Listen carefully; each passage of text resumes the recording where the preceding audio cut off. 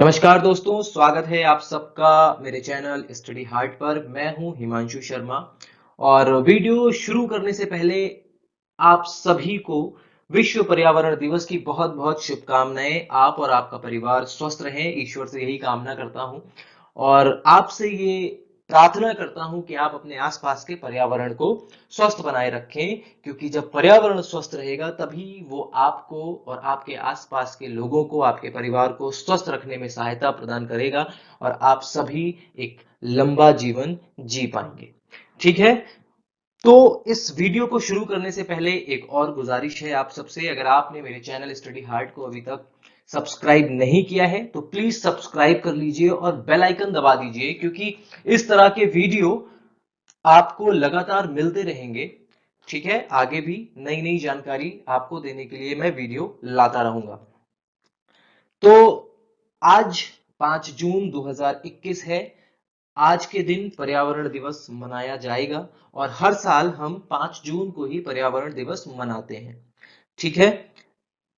कौन सी ऑर्गेनाइजेशन है जो पर्यावरण दिवस को ऑर्गेनाइज करवाती है? वो है हमारी यूएनईपी, यानी कि यूनाइटेड नेशंस एनवायरनमेंट प्रोग्राम। ठीक है, आपको नाम से ही पता चल रहा है कि ये एक ऐसी ऑर्गेनाइजेशन है जो इन्वायरमेंट को लेकर काम करती है। ठीक है। तो आप कह सकते हैं एक तरह से यही ऑर्गेनाइजेशन है जो कि इन्वायरमेंट डे को हेड करती है या फिर किसी भी इन्वायरमेंटल प्रोग्राम को हेड करती है। इस साल जो कंट्री होस्ट करने वाली है वो है हमारी नेबर कंट्री पाकिस्तान, जो कि इसको होस्ट करेगी। यहाँ पे आप लोगो देख पा रहे होंगे, पाकिस्तान 2021 लिखा हुआ है और यहां पर ये तीन शब्द लिखे हुए हैं, ध्यान से देखिए। री इमेजिन, रिक्रिएट, रीस्टोर। री इमेजिन, आप एक बार दोबारा से इमेजिन करके देखिए कि आपके आज से बहुत सालों पहले, 100 साल 200 साल पहले आप क्या इमेजिन कर पा रहे हैं कि पर्यावरण कैसा होगा? जैसा आज है वैसा ही था कि इससे बहुत बेहतर होगा? और इमेजिन करके देखिए कि आज से 100-200 साल, 100-200 साल तो बहुत ज्यादा बोल दिए मैंने, आप आज से 25-30 साल बाद का इमेजिन करिए कि आज के कंपैरिजन में हमारा आने वाला कल जो पर्यावरण होगा वो कैसा होगा। तो अगर आपको पॉजिटिव आंसर मिल रहा है, जो कि मिलने की उम्मीद बहुत कम है, लेकिन अगर मिल रहा है तो आप जाने दीजिए, कोई बात नहीं। लेकिन जो गारंटी के साथ आंसर मिलेगा वो ये कि आप इस नतीजे पर पहुंचेंगे कि आने वाले फ्यूचर में या फिर आज भी अगर हम देख लें तो हमारा पर्यावरण कुछ खास अच्छा रहा नहीं है। उसका सिस्टम पूरी तरह से बिगड़ चुका है। हमने उसको, यानी कि ह्यूमन बीइंग ने उसको पूरी तरह से डिस्ट्रॉय करने में, एक्सप्लॉइट करने में कोई कसर छोड़ी है नहीं। फिर भी किसी तरह नेचर है, सरवाइव कर रही है। ठीक है। और नेचर को तो ये सारी चीजें भुगतनी पड़ रही हैं हमारी वजह से, और हमारी खुद की जनरेशन को खतरा है हमारी ही वजह से। ठीक है। तो री इमेजिन शब्द इसी को डिनोट कर रहा है कि आप एक बार इमेजिन करिए कि आप कैसा पर्यावरण चाहते हैं, कैसा एनवायरमेंट चाहते हैं। ठीक है। तो जब आप इमेजिन कर लेंगे कि हाँ भाई, हमको एक इस तरह का बहुत ही पॉजिटिव इन्वायरमेंट चाहिए जिसमें हमारे आसपास के पशु पक्षी, यानी कि बायोडायवर्सिटी, वेजिटेशन, हवा, सब कुछ शुद्ध होनी चाहिए, अच्छी होनी चाहिए, तो आपको उसको रिक्रिएट करना पड़ेगा। नंबर 2 पर आइए, रिक्रिएट। रिक्रिएट मतलब दोबारा बनाना है, क्योंकि हमारा पर्यावरण आज से 100-200 साल पहले अच्छा हुआ करता था। उससे भी पहले चले जाएंगे तो और अच्छा हुआ करता था, लेकिन हमने उसको डिस्ट्रॉय किया अपनी ग्रीडी नेचर की वजह से। हमने उसको डिस्ट्रॉय किया, एक्सप्लॉइट किया। ठीक है। तो हमें उसको रिक्रिएट करना है, यानी कि दोबारा वैसा ही बनाना है। दोबारा बनाने के लिए क्या करेंगे? नीचे आइए, तीसरे नंबर पे हम उसको रीस्टोर करेंगे। ठीक है।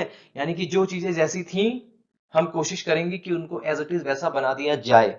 अब ये पॉसिबल है या नहीं है वो हम आगे देखेंगे, लेकिन ये तीन चीजें हैं जो कि आपको इस पर्यावरण दिवस पर बताई जा रही हैं।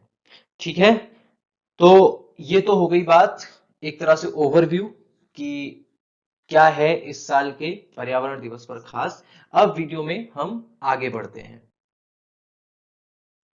यहां पर देखेंगे आप, वर्ल्ड एनवायरनमेंट डे की कुछ हिस्ट्री लिखी हुई है। 1972 में यूनाइटेड नेशंस जनरल असेंबली ने ये घोषणा की थी कि हम 5 जून को हर साल, यानी 5 जून को हम विश्व पर्यावरण दिवस के रूप में मनाएंगे, इंग्लिश में वर्ल्ड एनवायरनमेंट डे, जिसको शॉर्ट में WED यहां पर लिखा गया है। ठीक है, अब यहां पर एक चीज ध्यान देने वाली है कि 1972 में उन्होंने ये डेजिग्नेट किया था कि हम मनाएंगे, सेलिब्रेट करेंगे, लेकिन जो पहला सेलिब्रेशन हुआ एनवायरनमेंट डे का वो हुआ था 1974 में under the slogan only one earth, की सिर्फ एक पृथ्वी। ठीक है, तो याद रखिएगा 1972 में यूएनजीए यानी कि यूनाइटेड नेशन जनरल असेंबली ने इसको डेजिग्नेट किया था, लेकिन सेलिब्रेट पहली बार कब हुआ था? 1974 में। ठीक है, अगर कभी क्वेश्चन आता है कि पहला विश्व पर्यावरण दिवस, तो आप लिखेंगे 5 जून 1974। ठीक है, अब उसके बाद से साल दर साल विश्व पर्यावरण दिवस का जो मंच है उसको और बड़ा करते गए ये लोग।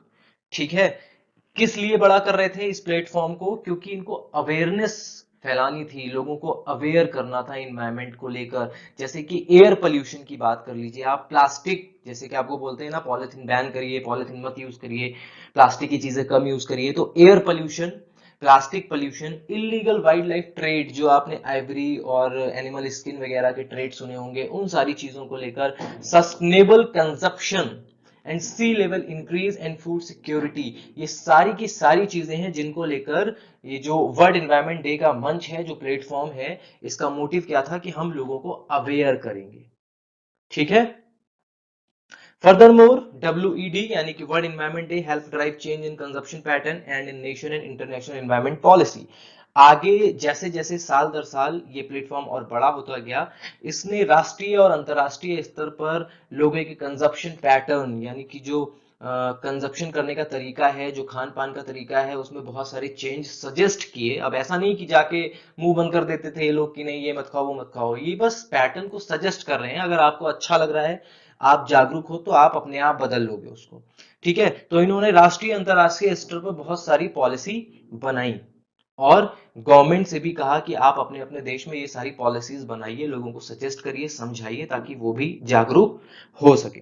ठीक है, तो ये कुछ छोटी सी हिस्ट्री थी वर्ल्ड एनवायरनमेंट डे की, तो याद रखिएगा।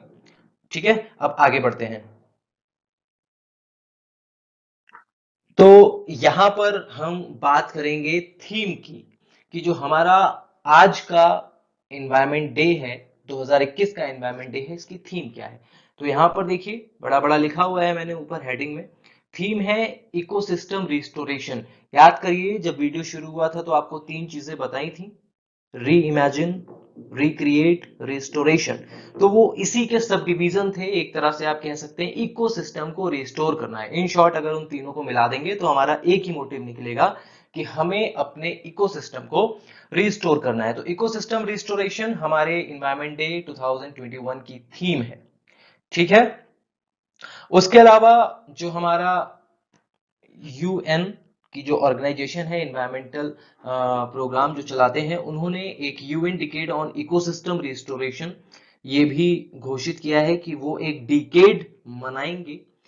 और इस डिकेड में करेंगे क्या? इकोसिस्टम रिस्टोरेशन जो कि थीम है वो करेंगे। इसके बारे में हम आगे भी पढ़ेंगे, लेकिन अभी देख लेते हैं कि रिस्टोरेशन में क्या क्या कर सकते हैं। तो ecosystem restoration can take many forms. कोई एक तरीका नहीं है कि सबको एक ही जैसे काम कर रहे हैं तो रिस्टोर हो जाएगा। कई सारी चीजें हैं, आप अलग अलग फील्ड में काम कर सकते हैं। जैसे कि आप ट्रीज, ग्रोइंग ट्रीज, आप एफोरेस्टेशन करिए, प्लांटेशन करिए। ठीक है, ग्रीनिंग सिटीज यानी कि शहरों को हरा भरा बनाइए। आप बिल्डिंग्स बनाने के चक्कर में पेड़ों को काट रहे हैं। ठीक है, कोशिश करिए कि ज्यादा से ज्यादा पेड़ लगाए जाएं। आप देखिए मध्य प्रदेश में इंफ्रास्ट्रक्चर डेवलपमेंट के लिए पूरा का पूरा फॉरेस्ट काटना है, महाराष्ट्र में भी वही चीजें चल रही हैं। जो लोग जागरूक हैं वो अपने स्तर पर जो भी प्रोटेस्ट कर पाते हैं करते हैं, लेकिन जो ग्रीडी लोग हैं, जो बेनिफिट के लिए काम करते हैं, जिनको मुनाफा कमाना है, वो नहीं सुनते हैं। ठीक है, जो कैपिटलिस्ट लोग हैं उनको कोई मतलब नहीं है कि हवा खराब हो रही है, पर्यावरण खराब हो रहा है, उनको जो करना है वो करना है। लेकिन लोग जो जागरूक हैं वो करते हैं। ठीक है, रिवाइल्डिंग गार्डन्स, आप जो गार्डन्स हैं उनको रिवाइल्ड करिए, उनमें तरह तरह के स्पीसीज ग्रो करिए। ठीक है, और डोमेस्टिकेशन भी कर सकते हैं आप उसके अंदर। तो जानवरों को भी कुछ नेचुरल हैबिटेट मिल जाएगा। चेंजिंग डाइट्स, अपने खान पान के तरीकों को बदलिए। ठीक है, आज हम देखते हैं कि सुबह से लेकर शाम तक खान पान का तरीका इतना बेकार हो चुका है, इतना खराब हो चुका है कि वो पर्यावरण को तो असर करता ही करता है निगेटिव तरीके से, लेकिन हमारी खुद की बॉडी को असर करता है, लेकिन हमें उसकी कोई फिक्र नहीं है। ठीक है, उसके अलावा cleaning up rivers and coast, नदियों को साफ करिए, साफ रखिए, और जो आपके बीचेस हैं, कोस्ट हैं, उनको भी आप साफ सुथरा रखें। ठीक है, और this is the generation that can make peace with nature. हमारी जनरेशन है जो कि ये सारे काम कर सकती है, बहुत ही मोटिवेशन के साथ, बहुत ही एनर्जी के साथ, और नेचर के साथ एक शांतिपूर्ण रिश्ता बनाए रख सकती है। ताकि आप देख, शांतिपूर्ण का मतलब यहां पर क्या है कि फ्लड्स आती हैं, अशांति तो फैलाती हैं। ठीक है, अर्थक्वेक आते हैं, अशांति तो फैलाते हैं, लेकिन ये जो फ्लड्स वगैरह में, फ्लड्स तो हमेशा आती होंगी। ठीक है, इतिहास में ऐसा नहीं कि फ्लड्स नहीं आती होंगी, लेकिन जितना डिस्ट्रक्शन आज हो रहा है, जितनी प्रॉपर्टी का लॉस आज हो रहा है, जितना ह्यूमन लॉस आज हो रहा है, उतना शायद ही कभी हुआ हो। ठीक है, तो हमारी जनरेशन है जो ये सारी चीजें ठीक कर सकती है। ठीक है, आगे बढ़ते हैं। यहां पर हम देखेंगे कि इकोसिस्टम रिस्टोरेशन है क्या। What is ecosystem restoration? Ecosystem restoration means assisting in the recovery of ecosystem. हमें क्या करना है? इकोसिस्टम को रिकवर कराने के लिए असिस्ट करना है नेचर को। ठीक है, नेचर के पास एक पावर है कि वो अपने आप को खुद ही हील कर लेती है, खुद ही अपने आप को सही कर लेती है। आपने लॉकडाउन में इसका असर देखा होगा, जब लोग बाहर नहीं थे, व्हीकल्स बाहर नहीं चल रहे थे बहुत सारे। ठीक है, पॉल्यूशन कम हो गया था, और आसमान साफ रहने लगा था। ठीक है, जो अक्सर धुंध आप देखते हैं दिन में, वो नहीं थी। तो नेचर अपने आप को खुद हील कर लेती है, हमें बस उसका साथ देना है, उसको असिस्ट करना है। ठीक है, तो ecosystem restoration means assisting in the recovery of ecosystem that have been degraded or destroyed, जो कि पहले से खराब हो चुकी है, डिग्रेड हो चुकी है, डिस्ट्रॉय हो चुकी है। As well as conserving the ecosystem that are still intact. क्या करना है हमें? जो खराब हो चुकी है, डिग्रेड हो चुकी है, उसको सही करने में तो असिस्ट करना ही करना है, लेकिन जो इकोसिस्टम, जो बायोडायवर्सिटी, जो वेजिटेशन, जो फॉरेस्ट अभी बचे हुए हैं, इंटैक्ट हैं, उनको भी हमें एज इट इज रखना है। ऐसा नहीं है कि पीछे से डिफॉरेस्टेशन होता जा रहा है और आगे हम प्लांटेशन करते जा रहे हैं। हम बहुत खुश हैं कि हम एफॉरेस्टेशन कर रहे हैं, और पीछे से इंडस्ट्रियलिस्ट जो है वो फॉरेस्ट को काट के लेते ही चले जा रहे हैं। पीछे मुड़ के आप देखेंगे, कहेंगे अरे ये पेड़ कहाँ चले गए। आगे आप एफॉरेस्टेशन कर रहे हैं, पीछे डिफॉरेस्टेशन हो रहा है। तो वो काम नहीं करना है। हमें क्या करना है? जो इंटैक्ट है, स्टिल इंटैक्ट जो इकोसिस्टम है, उसको भी कंजर्व करना है, और साथ ही साथ जो डिग्रेड और डिस्ट्रॉय हो चुका है, उसको तो सही करना ही करना है। ठीक है, हमको रिचर बायोडायवर्सिटी, यानी कि जो स्पीसीज हैं उनको इंडेंजर्ड होने से बचाना है। ठीक है, उनको कंजर्व करना है, प्रिजर्व करना है, ताकि वो और अपने आप को ग्रो कर सकें। ठीक है, yield greater benefit such as more fertile soil, हमें ज्यादा फर्टाइल सॉइल चाहिए ताकि प्रोडक्शन जो है वो अच्छा हो सके। ठीक है, प्रोडक्शन अच्छा होगा तो जंगलों की कटाई और छटाई में हमको अच्छा खासा टिम्बर भी मिल जाएगा। ठीक है, हम अपनी मरीन यानी कि ओशियंस को साफ सुथरा रखेंगे तो मछलियों को और ज्यादा लंबी लाइफ मिलेगी, वो अच्छे से प्रोड्यूस कर पाएंगी, रिप्रोड्यूस कर पाएंगी, तो हमें फिश की सप्लाई भी अच्छी मिलेगी। अभी आप क्या कर रहे हो? सिर्फ फिशिंग करते जा रहे हो, पकड़ते जा रहे हो, लेकिन अपने ओशियन का, सी का ख्याल नहीं रख रहे हो। एक दिन मछलियां खत्म हो जाएंगी। लेकिन अगर आपको लगातार सप्लाई चाहिए तो आपको क्या करना है? आपको उनको साफ सुथरा रखना है, और ग्रीन हाउस गैसेस को रिलीज करने से बचाना है। आप चाहें तो उनको स्टोर करके उनका अल्टरनेट यूज कर लें, लेकिन जितना ज्यादा से ज्यादा हम कम कर सकते हैं, ठीक है, जितना कम से कम प्रोड्यूस करें, उतना ज्यादा हमारे इकोसिस्टम के लिए अच्छा है। ठीक है, आगे बढ़ते हैं। अब हमें क्या करना है? देखिए, रिस्टोरेशन जो है ना, वो कई तरीके का है, हमने अभी पहले भी पढ़ा था। फॉर एग्जाम्पल, हमें करना क्या है? हमें नेचर के ऊपर से प्रेशर को रिमूव करना है। हम जितना ज्यादा उसके ऊपर डिपेंड रहेंगे, हम जितना ज्यादा उसके साथ छेड़खानी करेंगे, ठीक है, उतना ही ज्यादा वो डिस्टर्ब होगी, और फिर उसका नुकसान उसको तो झेलना पड़ेगा ही, साथ में ह्यूमन बीइंग को भी झेलना पड़ेगा, हमारी जनरेशन को झेलना पड़ेगा। ठीक है, तो हमें क्या करना है? उनके ऊपर से अपना प्रेशर कम कर देना है। ठीक है। तो नेचर अपने आप को खुद ही रिकवर कर लेगी, जैसा कि हमने अभी थोड़ी देर पहले बात की थी। बट ये पॉसिबल नहीं है कि जैसा कभी हुआ करता था हमेशा वैसा ही हम उसको रिस्टोर कर लें।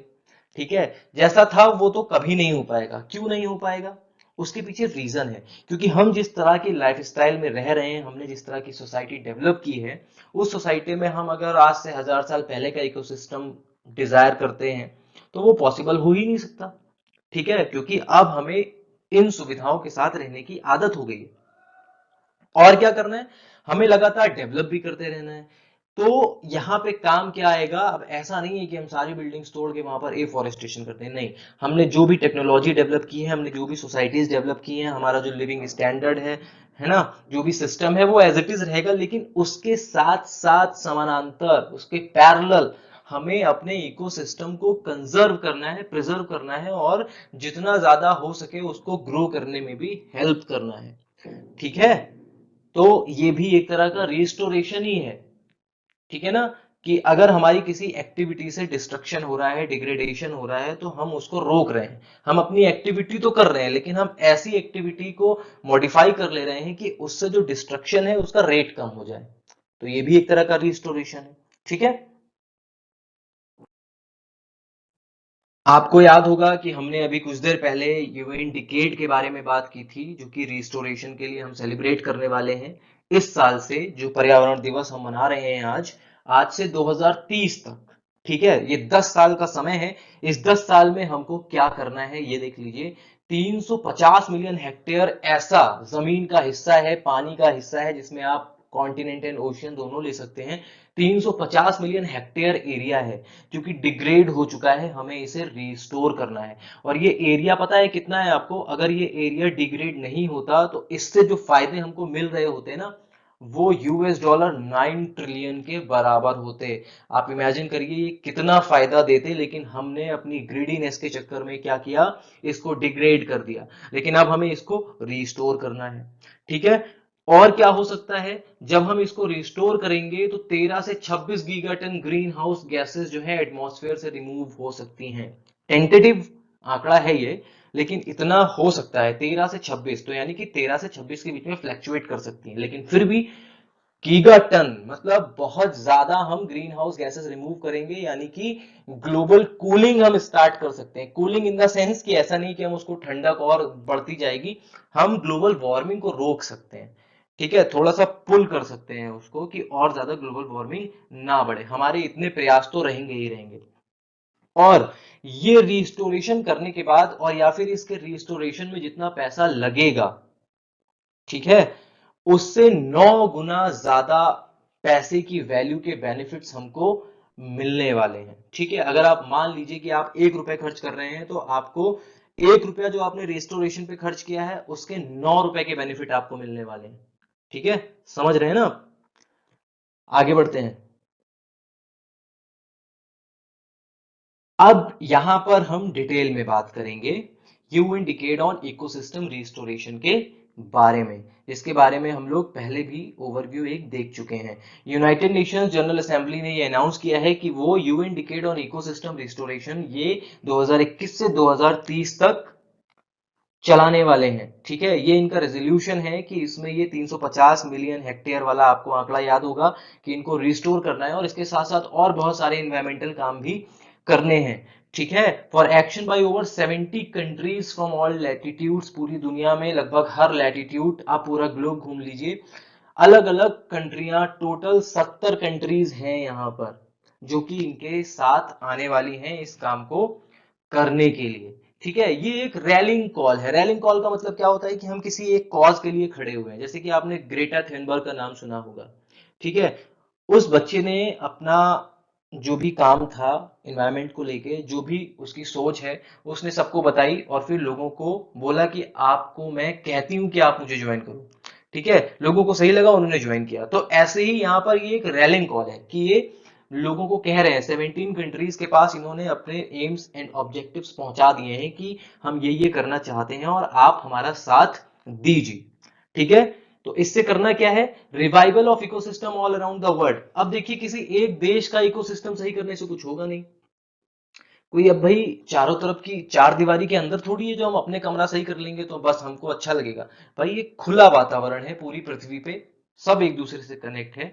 तो आप चाहे अपने एरिया में कितना भी कर लें, अगर बाकी देश नहीं कर रहे हैं तो आपका भी काम निल है, उसका कोई रिजल्ट निकलने वाला नहीं है। तो पूरी दुनिया को ये काम साथ में करना है, क्योंकि हमें पूरी पृथ्वी को हील करना है, किसी एक क्षेत्र को हील या किसी एक एरिया को हील नहीं करना है। इसका एम क्या है?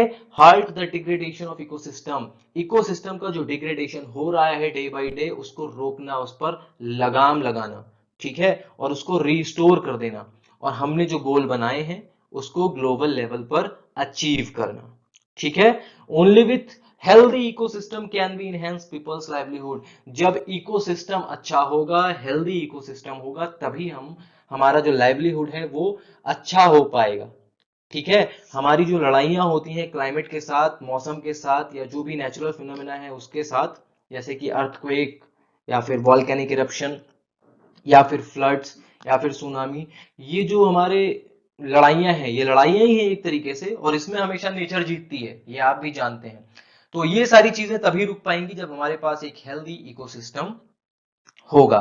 और हमें क्या करना है? हमें बायोडाइवर्सिटी के कोलैप्स को भी रोकना है। बायोडाइवर्सिटी यानी कि जानवरों का शिकार रोकना है, उनको संरक्षित करना है, जिनको हेल्प की जरूरत है उनको हेल्प भी करना है, और उनको थोड़ा सा प्रिजर्व करके रखना है ताकि वो अपने आप को रिकवर कर सके। ठीक है, आगे बढ़ते हैं।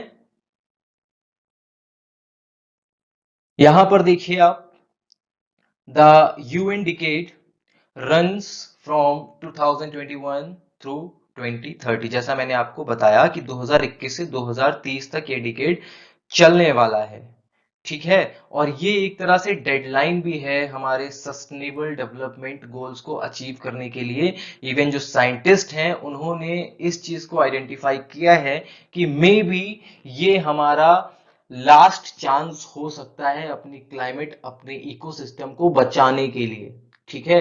हो सकता है कि अगर हम इसको अचीव नहीं कर पाए तो आगे जो परिणाम होने वाले हैं, जो हमको फेस करना है, वो बहुत ज्यादा भयानक हो सकता है, ठीक है। ये सारे गोल्स किसकी तरफ से चलाए जा रहे हैं? यूनाइटेड नेशंस इन्वायरमेंट प्रोग्राम की तरफ से, and the food and agriculture organization of the United Nations, short में FAO, ठीक है। The UN decade is building a strong broad based global movement. ये एक आंदोलन है, ये एक बहुत मजबूत और एक बहुत बड़ा आंदोलन है जिसमें पूरी दुनिया को साथ में काम करना है, ठीक है।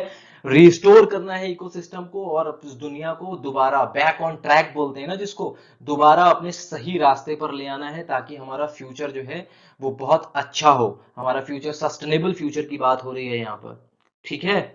और इन सारी चीजों के साथ साथ हमें पॉलिटिकल मोमेंटम की भी जरूरत है, ठीक है। अब वो हम लोग तो नहीं कर पाएंगे, लेकिन जो यूएन है, यूएनईपी है, जब 70 देशों से बात करेगा तो भाई उनको ये सजेस्ट करेगा कि एक आम आदमी तो अपने लेवल पे जो कर रहा है वो कर रहा है, लेकिन आपको उस तरह की पॉलिसीज बनानी होंगी। पॉलिटिकल, आप भाई लीड कर रहे हो, आप गवर्नमेंट में हो, तो पॉलिटिकल मोमेंटम होना चाहिए। अब ऐसा नहीं है कि आप आराम से इंडस्ट्री डेवलप करते जा रहे हो, पेड़ काटते जा रहे हो, और आपके यहाँ के लोग क्या कह रहे हैं कि हमें तो भैया रिस्टोर करना है तो मत काटो मत काटो, लेकिन आप सुन ही नहीं रहे हो। ऐसा थोड़ी है, गवर्नमेंट को भी आगे बढ़कर इनिशिएटिव लेने पड़ेंगे, तभी आप उनके साथ हाथ में हाथ मिलाकर काम करेंगे, तब जाके इस गोल को हम पूरा कर पाएंगे। तो इसके लिए एक पॉलिटिकल मोमेंटम की भी जरूरत है, ठीक है। Now, as the decade will shape the environment of current and future generation। ये जो decade है, जो 2021 से 2030 की बात बार बार की जा रही है, वो क्या करेगा? हमारी आज की जनरेशन यानी कि हमारी आपकी जनरेशन के साथ साथ जो हमारी फ्यूचर जनरेशन है, उसके लिए भी एक अच्छी दुनिया शेप करेगा, एक अच्छी दुनिया बनाएगा, एक अच्छा फ्यूचर क्रिएट करेगा, ठीक है। It is vital that young people's perspective and feeling about ecosystem and biodiversity are taken into account. और ये भी जरूरी है कि जो यंग जनरेशन है, इकोसिस्टम के बारे में, इन्वायरमेंट के बारे में उनके क्या पर्सपेक्टिव हैं, उनकी क्या फीलिंग्स हैं, बायोडाइवर्सिटी के बारे में, ये भी हमें जानना चाहिए। अब ये कैसे जानेंगे? तो जो हमारा यूएनईपी है, उन्होंने क्या किया है, उनका जो यूरोप ऑफिस है उसने एक सर्वे डेवलप किया है जिसका नाम है सर्वे फॉर यूथ, जो कि 22 लैंग्वेजेस में अवेलेबल है। अब यहां पर किन किन लोगों के पर्सपेक्टिव जानने हैं। बेसिकली अगर देखा जाए तो स्पेसिफिकली एड्रेस करता है ये European and central Asian people को, ठीक है, खासकर यूरोप के लोग और जो सेंट्रल एशिया के लोग हैं, वो भी 13 से 18 साल की जो जनरेशन है, उनके पर्सपेक्टिव जानने हैं इस सर्वे के थ्रू। ठीक है, इसका एम क्या है? इसका ये एम है कि ये फाइंड आउट करें, फिगर आउट करें कि जो 13 से 18 साल के बच्चे हैं जो कि सर्वे में भाग ले रहे हैं, उनके पास कितनी नॉलेज है इकोसिस्टम को लेकर, और क्या एक्सेप्शनल सोच रखते हैं वो इसको रिस्टोर करने के लिए अपनी कंट्री में, अपने रीजन में, या फिर ग्लोबल लेवल पर। क्या उनके पास कोई ऐसा आइडिया है कि वो इकोसिस्टम को रिस्टोर करने के लिए कुछ कर सकें या आइडिया दे सकें? ठीक है, तो ये सारी चीजें जानने के लिए क्या करेंगे, ये इन्होंने एक सर्वे तैयार किया है, सर्वे फॉर यूथ, जो कि 22 लैंग्वेजेस में अवेलेबल है। अब यहां पर देखिए आप, 2021 का होस्ट कंट्री पाकिस्तान है। ठीक है, अब होता क्या है कि हर साल एनवायरमेंट डे का जो होस्ट होता है वो कोई अलग कंट्री होता है, और इस साल पाकिस्तान है उस सीक्वेंस में। ठीक है, तो पाकिस्तान में जो ऑफिशियल सेलिब्रेशन है वो टेक प्लेस करेगा, यानी कि वहीं पर सेलिब्रेट किया जाएगा पाकिस्तान के अंदर। तो पाकिस्तान की जो गवर्नमेंट है, the government of Pakistan plans to expand and restore the country's forest. इन्होंने क्या किया है, कंट्री के फॉरेस्ट को रिस्टोर करने के लिए 10 बिलियन पेड़ लगाने की बात कही है। ठीक है, अगले 5 सालों में। The campaign include restoring mangroves and forest as well as planting trees in urban settings include school, college, public park, greenhouse belts वगैरह वगैरह। क्या है यहाँ पर कि भाई 10 बिलियन पेड़ लगाने हैं। ठीक है, इन्होंने ये प्लान किया है। कहाँ लगाने हैं? पहली बात तो इनको मैनग्रोव्स, जो आपके कोस्टल, खासकर जो दलदली जंगल हैं, ठीक है, जिनको लिटोरल फॉरेस्ट भी कहते हैं, उनको इन्हें बचाना है। उसके बाद जो डेसिडुअस फॉरेस्ट या और भी जो तरीके के फॉरेस्ट इनके यहाँ मिलते हैं, उसको भी इनको रिस्टोर करना है। इसके अलावा ये प्लांटिंग को मोटिवेट करेंगे और ज्यादा, शहरों को हरा भरा करेंगे। ठीक है, ज्यादा पेड़ पौधे लगाए जाएंगे स्कूल्स में, कॉलेज में, पब्लिक पार्क में, और ग्रीन बेल्ट्स बनाई जाएंगी। ठीक है, ये इनका प्लान है। इनका ये जो प्लान है 10 बिलियन ट्रीज लगाने का, तो through the 10 billion trees tsunami Pakistan क्या कर रहा है, कंट्रीब्यूट कर रहा है बोन चैलेंज में। अब ये बोन चैलेंज एक नया शब्द आ गया है। बोन चैलेंज क्या है? ये एक ग्लोबल एफर्ट है जो कि यूएन डिकेड से ही लिंक करता है, इकोसिस्टम रिस्टोरेशन से ही लिंक करता है। अब ये है क्या? Under this challenge countries are pledging to bring 350 million hectare, आपको याद होगा, याद करिए, अभी थोड़ी देर पहले ही बात हो रही थी, ये जो 350 मिलियन हेक्टेयर का एरिया है जो कि डिग्रेड हो चुका है, उसको रिस्टोर करना है, यही बोन चैलेंज है। ठीक है, तो ये जो 10 बिलियन ट्रीज लगाने वाला है पाकिस्तान, ये एक तरह का कंट्रीब्यूशन है बोन चैलेंज को पूरा करने की दिशा में। ठीक है, अब यहां पर सवाल ये उठता है कि why will Pakistan host world environment day?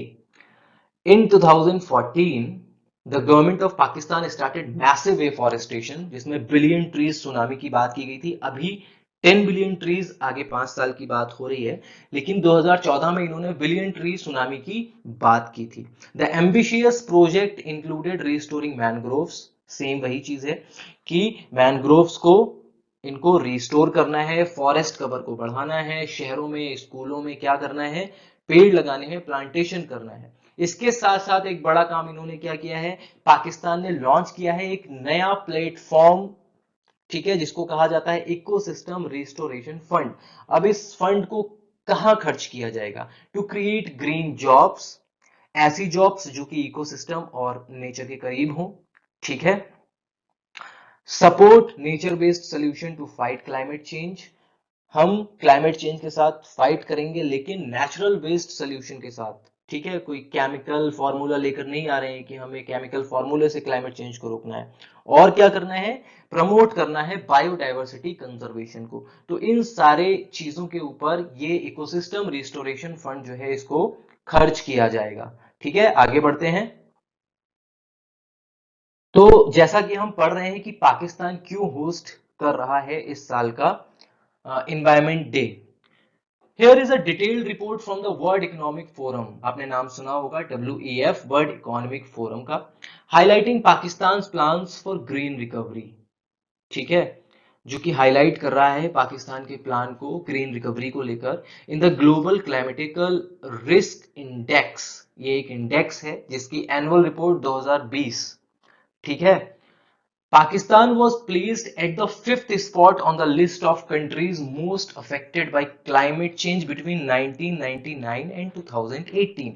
1999 से लेकर 2018 तक क्लाइमेट चेंज से सबसे ज्यादा निगेटिवली प्रभावित होने वाला, निगेटिवली इंपैक्ट होने वाला फिफ्थ नंबर का कंट्री है, ठीक है, Pakistan. As per the report Pakistan endured economic losses worth 3.8 billion, 3.8 billion worth.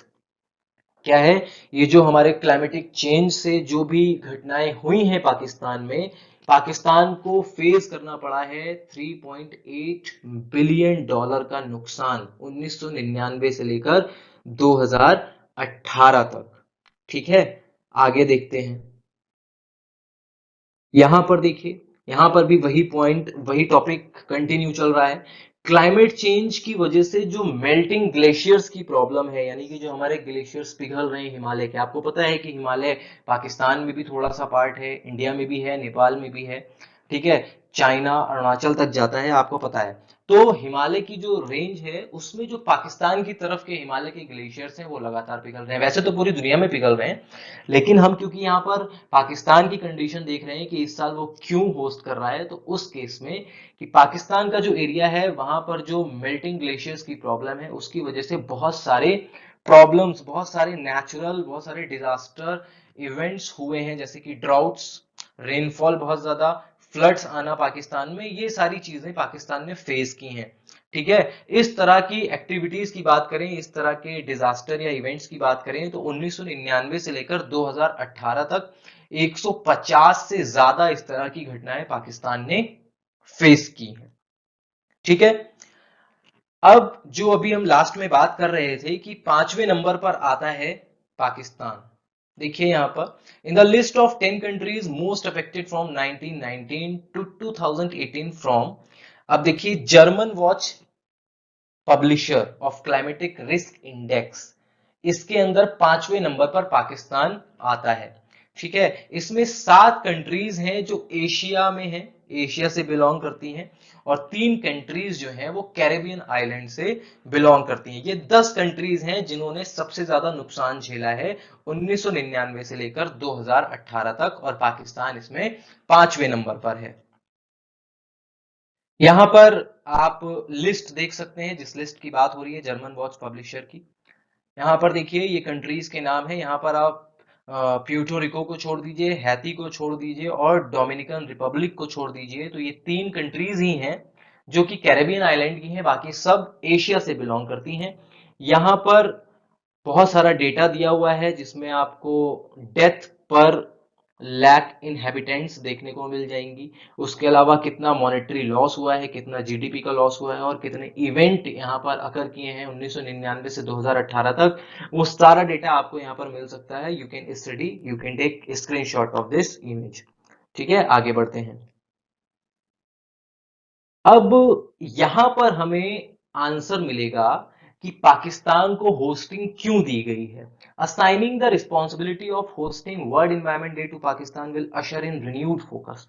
क्यों दी गई है कि पाकिस्तान एक नई शुरुआत कर सकता है, नए सिरे से शुरुआत कर सकता है, मोर फोकस, मोर अटेंटिव, ज्यादा फोकस के साथ, ज्यादा अटेंशन के साथ अपनी कंट्री के एनवायरनमेंट को रिस्टोर कर सकता है, ताकि उसको आगे इस तरह की तकलीफें या इस तरह के नेचुरल इवेंट फेस ना करने पड़े, ठीक है। तो अब इतने सारे पॉइंट्स पढ़ने के बाद लास्ट में ये पता चल गया कि जो भी डेटा अभी तक आपने देखा, जो भी घटनाएं पाकिस्तान में घटी हैं, उनको देखते हुए इनको असाइन किया गया है, रिस्पॉन्सिबिलिटी दी गई है कि इस साल का इन्वायरमेंट डे ये सेलिब्रेट कराएंगे, ये होस्ट करेंगे, ठीक है।